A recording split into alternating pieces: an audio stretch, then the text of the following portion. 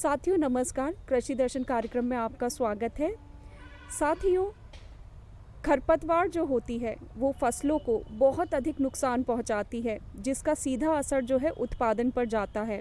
और कुछ खरपतवार तो ऐसी भी होती है जिसका मानव जीवन पे बहुत ही घातक और नुकसानदायक प्रभाव पड़ता है। और इन्हीं खरपतवारों में से एक है गाजर घास। तो क्या गाजर घास का रीयूज़ किया जा सकता है? आज हम इसी विषय पर बातचीत करने के लिए आए हैं खरपतवार अनुसंधान निदेशालय जबलपुर में।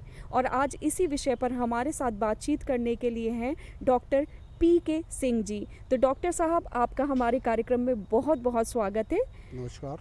तो सर, हम सबसे पहले आपसे ये जानना चाहेंगे कि गाजर घास क्या होती है और इसका क्या प्रकोप होता है?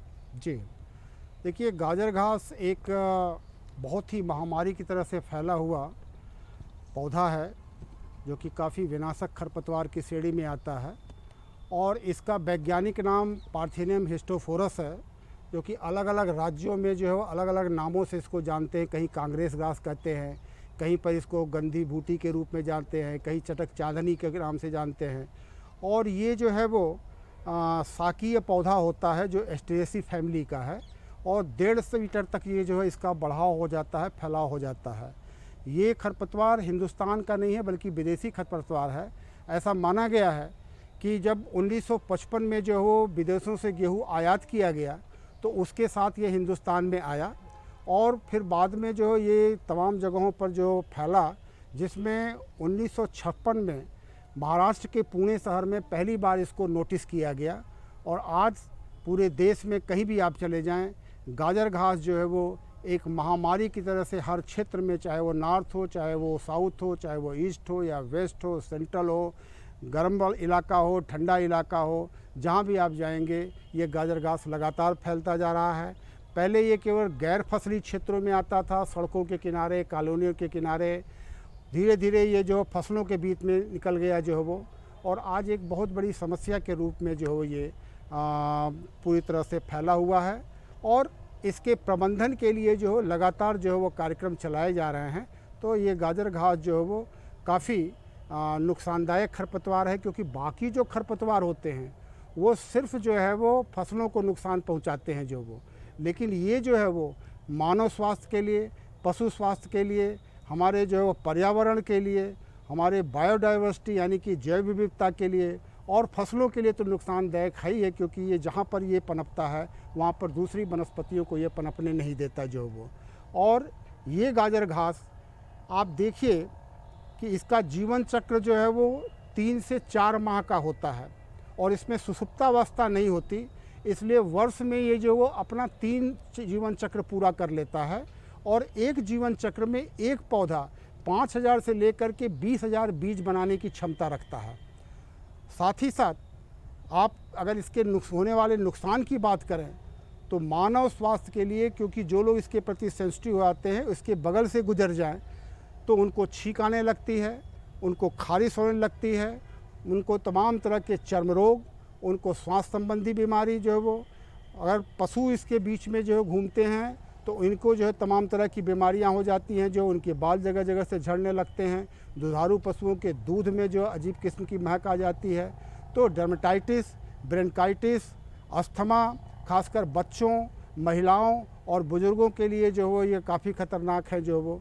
तो इस प्रकार जो ये खरपतवार है, इस खरपतवार को समय पर प्रबंधित और नियंत्रित करने के लिए राष्ट्रव्यापी जो है एक कार्यक्रम चलाने की आवश्यकता है। और पल्स पोलियो के अभियान पे सबके जन सहयोग से अगर इसको जो वो हम नियंत्रित करेंगे, तभी जाकर के ये जो है वो नियंत्रित होगी, कंट्रोल होगी। और जागरूकता कार्यक्रम इसके लिए जो है वो लगातार जो है राष्ट्रीय स्तर पर चलाना चाहिए। तो सर, जैसा कि अभी आपने बताया कि इसका फैलाव बढ़ते ही जा रहा है दिन प्रतिदिन, तो सर इसको किस तरह से नियंत्रित किया जा सकता है? जी, देखिए, जो इसके प्रबंधन के लिए कई विधियां हैं।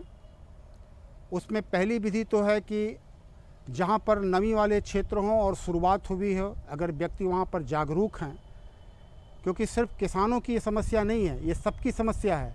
यह शहरी क्षेत्र में भी होता है, शहरी रहवासी क्षेत्र में, कॉलोनियों में, ग्रामीण क्षेत्रों में, रेलवे ट्रैक के किनारे, नेशनल हाईवे के किनारे। और ये फैलता इस वजह से बड़ी आसानी से है कि इतने बीज एक पौधा तैयार कर रहा, जैसा मैंने कहा 5,000 से 20,000। और दूसरा ये जो है वो इसके बीज इतने हल्के होते हैं कि हवा और पानी के साथ एक स्थान से दूसरे स्थान पर बड़ी आसानी से चले जाते हैं। तमाम तरह के जो ट्रांसपोर्टेशन सिस्टम है, रेलवे की जो रेलगाड़ियां हैं, मोटरसाइकिल हैं, कार है, स्कूटर है, बसें हैं, उनके माध्यम से भी जो ये चिपक करके बीज इतने हल्के होते हैं कि एक राज्य से दूसरे राज्य, दूसरे राज्य से तीसरे राज्य फैल रहे हैं। तो इनको हमको प्रबंधित करने के लिए पहला तो ये है कि हम जो है वो इनको हाथ से उखाड़ करके जो है गड्ढे में दबा दें। लेकिन मैं ये एडवाइस करना चाहूँगा कभी भी नंगे हाथ से इसको ना उखाड़ें, हाथ में दस्ताना पहन करके उसको उखाड़ें, क्योंकि जो कौन सेंसिटिव है ये नहीं मालूम जो है वो, इसलिए जो है वो आप दस्ताने पहन के उनको उखाड़ करके जो वो फूल आने से पहले इनको जो नष्ट कर दें। दूसरा जो तरीका है वो है रासायनिक विधि।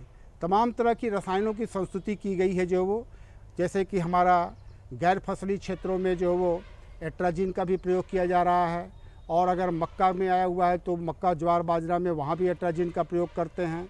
2,4-D का प्रयोग करते हैं जिससे कि फसल पे कोई नुकसान नहीं होता। लेकिन गैर फसली क्षेत्र में एट्राजिन, 2,4-D, इवन जो है वो हम ग्लाइफोसेट, पैराक्वाट, इनका भी छिड़काव करके इनको जो है समाप्त कर सकते हैं, जो बड़ी आसानी से कंट्रोल हो जाते हैं। और जो फसलों के बीच में आए हैं वहाँ पर अलग अलग रसायनों की संस्तुति की गई है जिससे कि उस फसल को कोई नुकसान न हो और ये गाजर घास साथ साथ दूसरे अन्य खरपतवार भी नष्ट हो जाएं। लेकिन ये वहीं पर संभव है जहाँ पर किसान जो है वो इंटरेस्ट लेगा और अपने खेत में करेगा। लेकिन जो सार्वजनिक संपत्ति है, कॉलोनी है, रेलवे ट्रैक का किनारा है, पूरे देश का जो वो सड़कें हैं, सार्वजनिक चरागाह हैं, वहाँ पर जो ये गाजर घास निकली हुई, वहाँ पर कौन पैसा खर्च और श्रम खर्च करना चाहेगा। तो इस निदेशालय ने इसके ऊपर काम करते हुए जो वो जैविकी विधि की खोज की, और उस जैविकी विधि के तहत कुछ कीटों की खोज की, कुछ वनस्पतियों की खोज की, और उन वनस्पतियों की जो है वो माध्यम से, उन कीटों के माध्यम से इस गाजर घास को जो है वो समाप्त किया जा सकता है, प्रबंधित किया जा सकता है। इसका प्रोसेस स्लो होता है, लेकिन जो है एक बार अगर स्थापित हो गया तो फिर ये वहाँ पर धीरे धीरे अपना काम करता रहता है। ये जो है वो बहुत ही सस्ती जो है और कारगर जो है विधि है। और इसमें जो है वो एक, क्योंकि ये देखिए प्रकृति का नियम है कि हर चीज़ का प्राकृतिक शत्रु होता है, और ये गाजर घास जो है वो मैक्सिको से हिंदुस्तान में आया था, उत्तरी अमेरिका से जो वो, तो उसका प्राकृतिक शत्रु भी वही होगा। वहाँ पर जो है जाकर के खोज की गई तो वहाँ पर कई कीट ऐसे मिले जो गाजर घास को ही जो काट नष्ट करते हैं, गाजर घास को ही खाते हैं। उसकी पूरी प्रक्रिया, कानूनी प्रक्रिया को पालन करते हुए भारत सरकार के माध्यम से हिंदुस्तान में ले आकर के, और 10 साल तक सघन रिसर्च का काम इस डायरेक्टरेट ने किया जो वो, और उसके बाद फिर पाया कि जो है वो ये पूर्ण रूप से सुरक्षित हैं।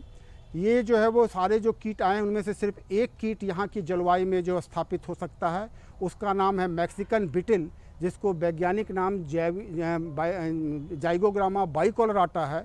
जाइगोग्रामा बाइकोलराटा मैक्सिकन बिटिल जो है वो बहुत ही कारगर है। वो खाएगा तो सिर्फ गाजर घास को खाएगा, अन्यथा किसी भी वनस्पति को, किसी भी इंसान को, किसी भी जानवर को किसी प्रकार को नुकसान नहीं करता। अब आप देखिए, एक गाजर घास के पौधे का जीवन चक्र 3 से 4 महीने का होता है। एक मैक्सिकन बिटिल का जीवन चक्र भी 3 से 4 महीने का होता है। एक गाजर घास का पौधा 5,000 से 20,000 जो है बीज पैदा करता है इस 3 से 4 महीने में। एक जो है वो बिटिल 3 से 4 महीने के भीतर हजारों की तादाद में अंडे और बच्चे देता है जो वो, और ये जो है वो एक बार स्थापित हो गया तो अपने आप ऑटोमेटिकली करता रहता है काम जो है वो। और ये बिटिल जो है वो गाजर घास की पत्तियों को धीरे धीरे जो है वो वहाँ पर जो है वो खाता है। खाने के बाद उनके डंठल को जो पंचर करता है, उनके फूलों को चूस लेता है जो वो, जिससे कि वो ठूंठ बन करके सूख जाते हैं और उसमें बीज नहीं बन पाता जो वो, और वो पौधे फिर सूख जाते हैं।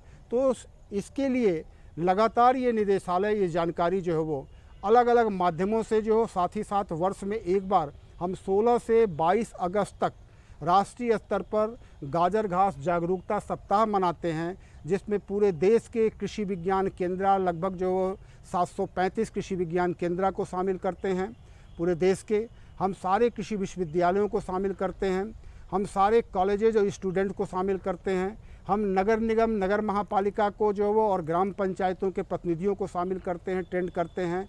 हम तमाम कॉलेजेस के स्टूडेंट्स को, वॉलंटियर्स को, एनजीओ को शामिल करते हैं और हम जो है वो प्रिंट और इलेक्ट्रॉनिक मीडिया के सहयोग से इसका प्रचार प्रसार, इसके पोस्टर्स, इसके लिटरेचर्स, लीफलेट्स, ये सारा हम करते हैं और डिफरेंट एक्टिविटीज़ के माध्यम से लोगों को सेंसिटाइज करते हैं, जागरूक करते हैं कि आप इनका प्रयोग करके जो है वो ये गाजर घास है क्या, कितना ख़तरनाक है, कितना नुकसान करता है हमारे लिए, हमारे बच्चों के स्वास्थ्य के लिए, हमारी फसलों के लिए, हमारे जो है वो वातावरण के लिए जो वो, और इनका प्रबंधन के क्या क्या तरीके हैं। और हमारा जो ये विधि है, जैविकी विधि, जो बहुत ही कारगर है, बहुत ही जो है वो आपको मुफ्त की ये जो है तकनीक मिल रही है, उसके लिए हम अगस्त से लेकर के सितंबर में फ्री ऑफ कास्ट बिटल भी प्रोवाइड करते हैं और लाखों की तादाद में बिटल्स हम जो है वो ऑन डिमांड जो है वो लोगों को देते हैं। तो वो जो है कार्यक्रम चल रहा है, उसमें भी शरीक होते हैं। इस वर्ष भी उसी तरीके से 16 से 22 अगस्त को जो है वो हम राष्ट्रीय स्तर पर ये जो कार्यक्रम चलाने जा रहे हैं। दर्शकों, अभी वक्त है एक छोटे से ब्रेक का, तो मिलते हैं एक छोटे से ब्रेक के बाद। अरे सुन तो। मुझे क्या सुनाना चाहते हो? जो सुनाओ मेरी सौतन को। किसको? अरे वही तुम्हारा मोबाइल फोन जिससे सुबह शाम दिन रात चिपके रहते थे और कहते थे किसान कॉल सेंटर से बातें हो रही हैं। अच्छा ये बात है। हाँ, क्यों? क्या हुआ? अब बात नहीं होती क्या? अब तो झट से बात हो जाती है। संबंधी समस्याओं का अपनी भाषा में तुरंत हल पाने के लिए पूरे भारत में किसी भी फोन से हेल्पलाइन नंबर पर संपर्क करें। किसानों का दोस्त किसान कॉल सेंटर।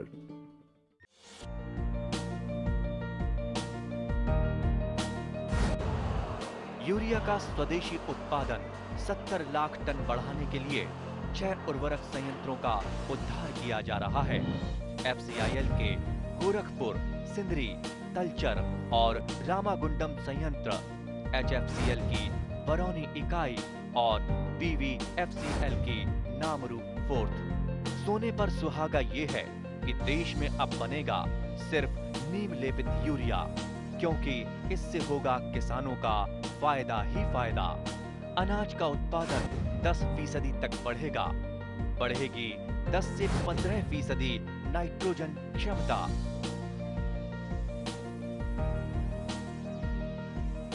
सर, क्या गाजर घास का रीयूज किया जा सकता है किसी तरह से? हाँ, ये भी एक बहुत महत्वपूर्ण प्रश्न है आपका, रेलेवेंट है कि गाजर घास का उपयोग क्या हो सकता है।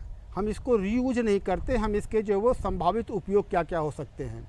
एक तो इसका बहुत ही अच्छा संभावित उपयोग है, हमारे वैज्ञानिकों ने इसके ऊपर यहाँ पर रिसर्च किया और पाया कि इससे बहुत अच्छे बर्मी कंपोस्ट और कंपोस्ट खाद हम बना सकते हैं जो वो।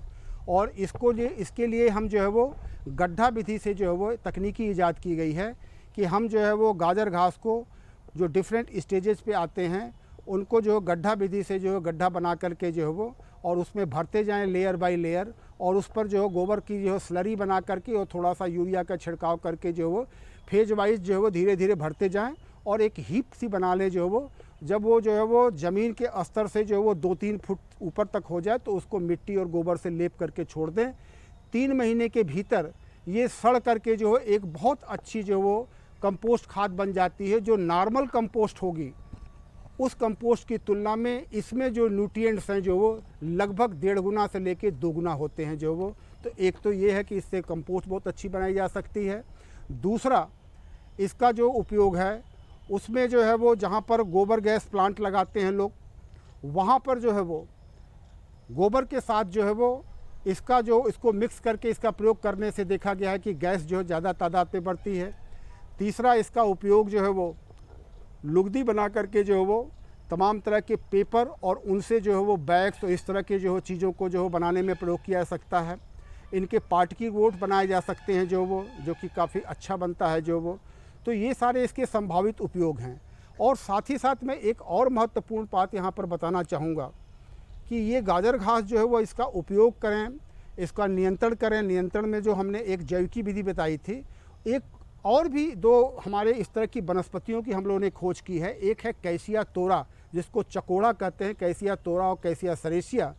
ये जहाँ पर जो होते हैं वहाँ पर गाजर घास धीरे धीरे समाप्त होने लगता है और चकोड़ा का जो वो आयुर्वेद में जो है वो काफ़ी उपयोग है, और अब तो कॉफ़ी के साथ मिक्स करके भी इसको जो है वो यूज किया जा रहा है। और ये इसके बीज को जो है इकट्ठा कर लें और बरसात आने से पहले जो 1-2 महीने पहले इसका जो छिड़काव वहाँ पर कर दें गैर फसली क्षेत्रों में, तो वो देखेंगे कि बरसात में जो ये निकल आते हैं जो, और जमने के बाद धीरे धीरे वहाँ पर जब ये बढ़ेंगे तो गाजर घास जो हो, क्योंकि एलिलोपैथिक इफेक्ट होता है, गाजर घास धीरे धीरे वहाँ से कम होने लगते हैं। उसी प्रकार से जो देसी गेंदा होता है मैरीगोल्ड के भीतर भी ये विशेषता पाई गई है कि जहाँ पर वो होगा जो हो, वहाँ से गाजर घास धीरे धीरे जो वो समाप्त होने लगते हैं। अन्यथा गाजर घास जहाँ पर होता है वो दूसरे फसलों और वनस्पतियों को पनपने नहीं देता। तो इस प्रकार से ये विधियाँ हैं जिसमें बिना रसायन का प्रयोग किए भी किसान भाई इसका जो है प्रयोग करके, या सामान्य नागरिक और जो है वो इसका उपयोग करके और आप गाजर घास को प्रबंधित कर सकते हैं, नियंत्रित कर सकते हैं, और राष्ट्र को एक बहुत बड़ी जो समस्या है उसको निजात दिलाने में अपना सहयोग दे सकते हैं। यदि व्यक्ति ये सोचे कि हम तो अपना कंट्रोल कर लेंगे, बगल वाले ने कुछ नहीं किया, तो वो समस्या वहीं की वहीं बनी रहेगी, क्योंकि वहाँ से इतने बीज जो है आएंगे कि फिर यहाँ पर भी जो है आकर के प्रॉब्लम करेंगे। तो इसलिए मैं तो सबसे सर, अपील जैसा कि करना आपने चाहूँगा। बताया कि किसान भाई तो इसका नियंत्रित कर लेंगे, पर जी। जो मानव आम नागरिक हैं उनको इतनी जागरूकता नहीं है, या कहीं ना कहीं जागरूकता का अभाव है, तो वो इस पे ध्यान नहीं देंगे। तो जी।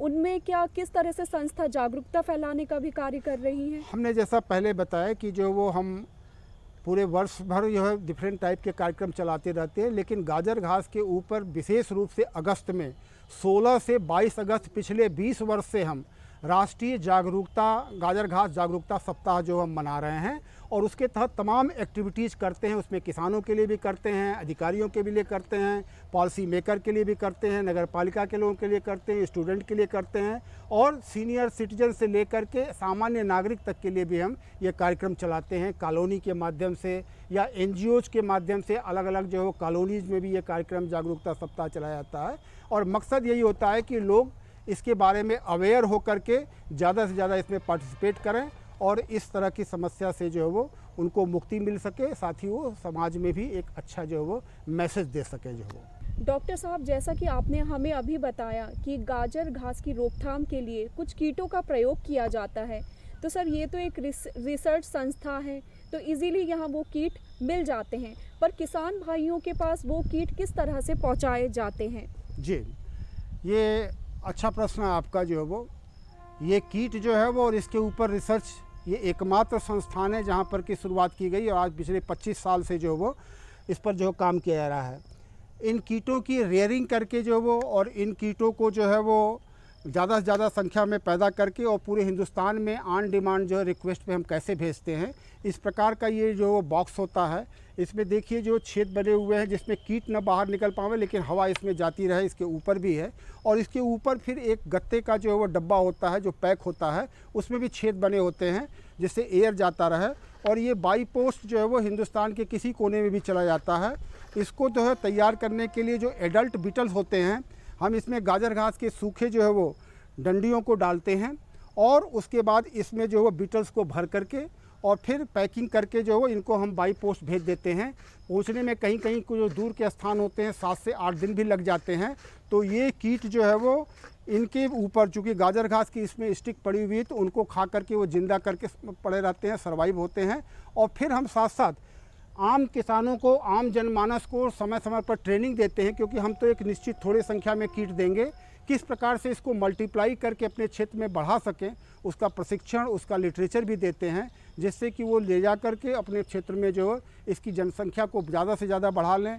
क्योंकि 3 महीने में ही एक बार स्थापित हो गया तो ये 100, 200, 400 कीट जो जाते हैं वहाँ हज़ारों में हो जाएंगे, फिर धीरे धीरे वो लाखों में हो जाएंगे, और फिर उनको हम कहते हैं कि इनको जागरूकता फैलावें और दूसरी जगहों पर भेजें जो वो। डॉक्टर साहब, चलते चलते हम आपसे ये जानना चाहेंगे कि गाजर घास की अगर हम बात करें तो ये मानव जीवन के लिए कितना ज़्यादा हानिकारक है? ये बहुत ही हानिकारक है, मानव स्वास्थ्य के लिए और पशु स्वास्थ्य दोनों के लिए। हमने पूर्व में भी जिक्र किया था कि ये जो है तमाम तरह के चर्म रोग, डर्मेटाइटिस, ब्रोंकाइटिस, जो श्वास संबंधी बीमारी होते हैं, अस्थमा, और ये कभी कभी तो इतने खतरनाक स्तर पर हो जाते हैं कि खारिश होते होते गैंडे की तरह से मोटी चमड़ी बन जाती है जो वो, जिसका कोई इलाज नहीं है जो वो। इनका कोई भी इलाज, कोई भी मेडिसिन जो है वो परमानेंट क्योर नहीं कर सकती। सिर्फ जो है वो क्षणिक रूप से उसको आराम मिल जाता है, सूख जाता है। लेकिन उसको सलाह हम लोग यही देते हैं कि जो लोग ज़्यादा सेंसिटिव हैं, गाजर घास से पास जाने से बचें। दूसरा, अपने क्षेत्र में अवेयरनेस फैला करके जो है गाजर घास को समाप्त करावें। और तीसरा, अगर गाजर घास को उखाड़ रहे हैं, गाजर घास के पास से जा रहे हैं, तो कम से कम ग्लव्स का और जो है वो नाक पे मास्क का प्रयोग करें जो है वो, जिससे कि सीधा इसका जो अटैक आपके ऊपर ना आवे। जो सेंसिटिव नहीं हैं उनको जो है वो इससे जो है वो डायरेक्ट किसी प्रकार से जो है वो अगर संपर्क में आते हैं, उसका पानी लगता है, तभी दिक्कत होती है। अन्यथा हाथ में अगर दस्ताने पहन करके और इसका जो वो उखाड़ते हैं, इसको जो है दूसरे उपयोग करते हैं। अगर आपको कंपोस्ट नहीं बनाना है तो गड्ढा बनाकर उसमें दबा दें, लेकिन इसको यहाँ वहाँ ना फेंकें, क्योंकि इसमें तमाम बीज बन गए होते हैं। अगर फूल आ गया है तो वो वहाँ जहाँ फेंकेंगे वहाँ पर हज़ारों की तादाद में बीज गिराएगा, फिर वहाँ पर वो उग जाएगा। तो इस प्रकार से इनको ध्यान रखें। जानवर वैसे तो खाते नहीं हैं, लेकिन अगर ज़्यादा भूख लगी है तो बकरियां खा लेती हैं। और जानवर जहाँ पर चरागाह उनके हैं जो, वहाँ पर ये गाजर घास बहुत मात्रा में निकले होते हैं, या बच्चों के जो प्ले ग्राउंड है वहाँ पर निकले होते हैं, वहाँ खेलने जाते हैं और उनके संपर्क में आकर के जो वो ये बीमारियाँ, ये समस्याएं उनको आती हैं। यहाँ तक कि टीबी की बीमारी की भी एक समस्या जो उनके लिए जो डॉक्टर साहब, बहुत बहुत धन्यवाद कि आपने हमें बहुत अच्छी जानकारी दी। और धन्यवाद। दर्शकों, आपने देखा और जाना कि गाजर घास मानव जीवन के लिए भी कितनी ज़्यादा हानिकारक होती है। दर्शकों, अभी वक्त हो चला है कृषि समाचार का, तो आइए देखते हैं कृषि समाचार। नमस्कार किसान भाइयों, खबरें खेती में आपका बहुत स्वागत है। आइए सबसे पहले नजर डालते हैं प्रमुख खबरों पर। खेती है अब लाभ का धंधा, अश्वगंधा की खेती में खूब मुनाफा, ड्रोन के लिए मिलेगा अनुदान, माली प्रशिक्षण कार्यक्रम और बारिश में रखें पशुओं का अधिक ध्यान। और आइए अब नजर डालते हैं खबरों पर विस्तार से। और सबसे पहले बात करेंगे खेती है अब लाभ के धंधे की। किसान कल्याण तथा कृषि विकास मंत्री कमल पटेल ने कहा कि सरकार के समग्र प्रयासों से खेती अब लाभ का धंधा बन रही है। श्री पटेल ने कहा कि सरकार ने किसानों के आर्थिक सशक्तिकरण के लिए विभिन्न योजनाएं बनाई हैं। पिछले वर्षों में किसान सम्मान निधि और मुख्यमंत्री किसान कल्याण योजना में किसानों के खाते में 10,000 रुपये प्रतिवर्ष सरकार ने जमा कराए हैं। मुख्यमंत्री किसान कल्याण योजना में 2,000 रुपये की राशि बढ़ाई गई है। अब दोनों योजनाओं में प्रतिवर्ष किसानों को 12,000 रुपये मिल रहे हैं। श्री पटेल हरदा जिले में आयोजित कार्यक्रम में बोल रहे थे। उन्होंने कहा कि किसानों को उनकी फसल का बेहतर मूल्य मिले, इसके लिए फसलों के न्यूनतम समर्थन मूल्य में भी सरकार ने समय समय पर वृद्धि की है। इस अवसर पर वन मंत्री डॉक्टर विजय शाह ने कहा कि प्रदेश सरकार तेंदुपत्ता संग्राहकों की आय बढ़ाने तथा उन्हें हर संभव सुविधा उपलब्ध कराने के लिए कार्य कर रही है। सरकार ने तेंदुपत्ता संग्राहकों की आय में वृद्धि के साथ साथ उन्हें दी जाने वाली सुविधाओं में भी काफी वृद्धि की है। अश्वगंधा की खेती में खूब मुनाफा। खेती में नवाचार का प्रयोग किसानों को खूब मुनाफा दे रहा है। मालवा अंचल के किसान भी विविधतापूर्ण फसल लगाकर लाभ कमा रहे हैं। क्षेत्र में आत्मा प्रोजेक्ट के तहत किसानों ने अश्वगंधा की खेती शुरू की थी, जिससे उन्हें भरपूर पैदावार मिल रही है। सांवेर विकासखंड के किसान जीवन सिंह परमार ने भी औषधीय गुणों से भरपूर अश्वगंधा की खेती शुरू की थी, जिससे उन्हें अतिरिक्त आय प्राप्त हो रही है। जीवन सिंह परमार का कहना है कि पहली बार उन्होंने 1 बीघा जमीन में अश्वगंधा की फसल लगाई थी, जिसके लिए करीब 5 किलो बीजों का प्रयोग किया गया था। उनका कहना है कि इसकी खेती के लिए पूरी तरह जैविक पद्धति अपनाई गई थी। मात्र कुछ हजार की लागत से लगाई गई फसल ने लाखों का मुनाफा दिया। जीवन सिंह का मानना है कि यदि परंपरागत फसलों के साथ साथ किसान अन्य फसलें भी उगाएंगे तो निश्चित ही उनकी आय बढ़ेगी। ड्रोन के लिए मिलेगा अनुदान। मध्य प्रदेश सरकार ने कृषि क्षेत्र में ड्रोन के उपयोग को बढ़ावा देने का फैसला लिया है। सरकार किसानों, उद्यमियों, कस्टम हायरिंग केंद्रों, एफपीओ और कृषि विश्वविद्यालयों को कृषि ड्रोन की खरीद पर भारी अनुदान दे रही है। ड्रोन की खरीदी के लिए योजना के तहत अलग अलग वर्गों एवं संस्थाओं को अलग अलग अनुदान दिया जाएगा। भारत सरकार द्वारा कृषि क्षेत्र में ड्रोन संचालन हेतु ड्रोन पायलट के वैध लाइसेंस को रखने की बाध्यता रखी गई है। जिन व्यक्तियों के पास अभी लाइसेंस नहीं है, वह प्रशिक्षण के लिए भी आवेदन कर सकते हैं। इच्छुक व्यक्ति जो कि ड्रोन पायलट के प्रशिक्षण प्राप्त करना चाहते हैं, उन्हें प्रशिक्षण शुल्क 30,000 रुपये देना होगा। इसमें से 50% अधिकतम 15,000 रुपये अभ्यर्थी को वहन करना होगा तथा शेष 50% राशि शासन द्वारा प्रदान की जाएगी। प्रदेश के उद्यानिकी एवं खाद्य प्रसंस्करण राज्य मंत्री भारत सिंह कुशवाहा ने अधिकारियों को निर्देश दिए हैं कि अधिक से अधिक इच्छुक युवा माली प्रशिक्षण प्राप्त करें, ऐसी व्यवस्था की जाए। श्री कुशवाहा विभाग की समीक्षा बैठक में बोल रहे थे। बैठक में उन्होंने शासन द्वारा चलाई जा रही विभिन्न महत्वपूर्ण योजनाओं को लेकर अधिकारियों को निर्देशित किया। उन्होंने बताया कि ग्वालियर में हाईटेक नर्सरी के साथ एरोपैनिक लैब की स्थापना की जानी है। मध्य प्रदेश सरकार द्वारा राज्य में इच्छुक युवाओं को राष्ट्रीय कृषि विकास योजना के तहत माली का प्रशिक्षण दिया जा रहा है, ताकि आने वाले सालों में विभाग के अंतर्गत कुशल श्रमिक मालियों की भर्ती के रूप में प्रशिक्षित एवं तकनीक रूप से योग्य उम्मीदवार उपलब्ध हो सकें। इसके लिए युवाओं को 200 घंटे यानी 25 दिन माली विषयक सर्टिफिकेट कोर्स का आयोजन किया जा रहा है। चयनित युवाओं को यह प्रशिक्षण शिवपुरी, सागर, अनूपपुर, पचमढ़ी एवं कन्हैया सैया केंद्र पर दिया जा रहा है।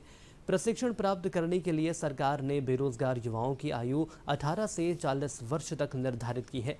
साथ ही आवेदक की शैक्षणिक योग्यता न्यूनतम 10वीं पास होनी चाहिए। बारिश में रखें पशुओं का अधिक ध्यान।